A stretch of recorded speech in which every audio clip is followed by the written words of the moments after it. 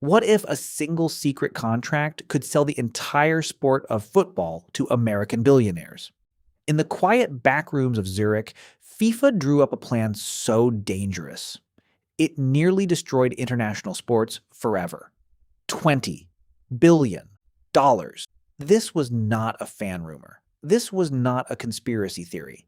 This was an official initiative known as FIFA Forward Enterprise, a corporate deal designed to trade the soul of the World Cup for massive private equity cash. It offered tiny nations life-changing fortunes for their votes. It sparked panic in political circles. And it triggered the biggest boycott threat in sports history. So, how did a quiet corporate scheme almost hijack the world's favorite game? Today, Mr. So Simple will reveal the 5 secret steps of the $20 billion deal that almost broke football. Secret number 1, the $20 billion master plan. Let's go back to the beginning. The status quo.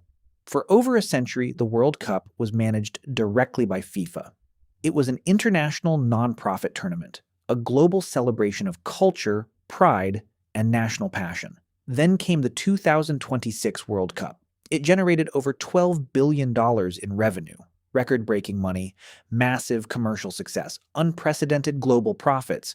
But for FIFA President Gianni Infantino, $12 billion was simply not enough. He wanted more. So what was the solution? A secret spin-off. FIFA created a brand new commercial subsidiary. Its official name, FIFA Forward Enterprise, or FFE. The goal of FFE was simple, yet radical. Take every single commercial asset belonging to the World Cup, the broadcasting rights, the global sponsorship deals, the ticketing revenue, and package them into a single private corporate entity. FIFA would keep an 80% controlling stake, and the remaining 20%? It would be put up for sale to private corporate investors. The asking price? $4.2 billion in instant cash, valuing the entire World Cup entity at a staggering $20 billion. Power versus profit. Tradition versus greed. The commercial transformation had officially begun. Secret number 2, the billionaire buyers and political chaos. Who holds the keys to this new corporate empire? When you put 20% of global football on the market, who shows up? Not football fans, not legendary players, Wall Street. To execute this massive transformation, FIFA brought in financial heavyweights, investment bankers from JP Morgan, corporate strategists from Formula One, and the expected leader of the buyer group, a private equity venture called Thrive Eternal, led by venture capitalist Joshua Kushner. The moment his name hit the news, alarm bells rang across the political landscape. Why?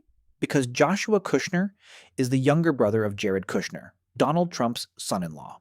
Instantly, a sports deal transformed into a geopolitical crisis. Politicians in Washington panicked. European governments raised questions. Corporate leaders demanded answers. Was the World Cup being handed over to politically connected American private equity? Sources close to the deal scrambled to clarify political independence. They issued statements. They held emergency calls. They tried to quiet the corporate panic. A slightly bigger investment, a slightly riskier partner, a massive loss of control. Football was no longer just a sport. It was a high-stakes political chess game. Secret number 3, the $40 million sweetener. So, how do you pass a deal like this? How do you convince 211 different countries to sell their game? FIFA is a democracy. Every nation gets one vote. Germany has one vote, Brazil has one vote, and tiny island nations like Montserrat also have one vote. To win a majority before the September deadline, Infantino needed a master strategy. His weapon, unmatched financial leverage. Under traditional FIFA rules, member nations received $8 million in routine development funds, a helpful sum. But under FIFA Forward Enterprise, Infantino made a breathtaking promise. Funding would jump from $8 million to $20 million per country. And that wasn't all. Infantino added an extra fast-forward bonus, an additional $20 million for nations that opted in immediately. Total potential payout, $40 million.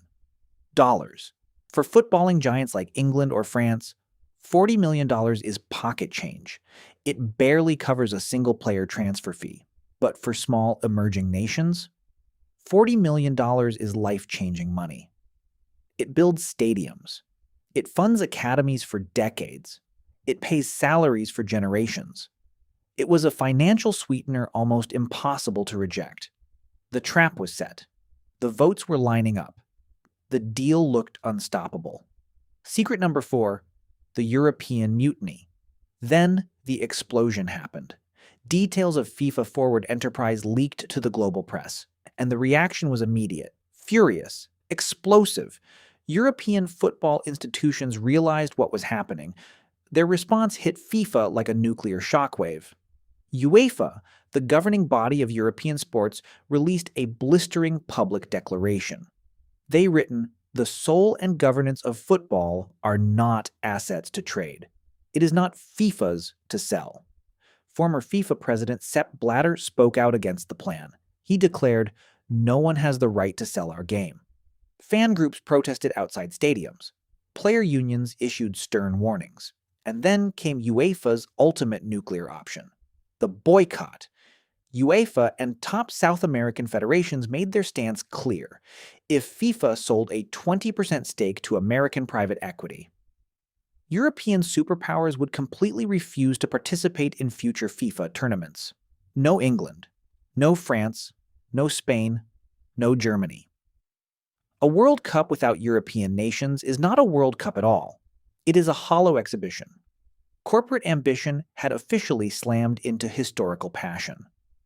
Secret number 5. The collapse of the deal. The rebellion spread like wildfire.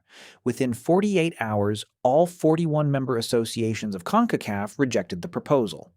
The Asian Football Confederation offered full solidarity to Europe. Senior FIFA advisors began resigning in protest. Infantino was completely isolated.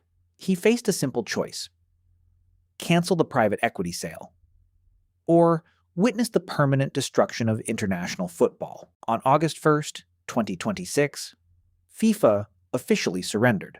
The proposal for FIFA Forward Enterprise was formally scrapped and withdrawn. Infantino admitted that the idea had caused deep divisions that damaged the game. The corporate takeover was dead. Football survived. The fans won the battle, but with private equity firms holding trillions of dollars in capital, how long until they try again? What do you think? Should private equity ever be allowed near international sports? Let me know in the comments below. I'm Mr. So Simple. Subscribe for more football stories explained so simple.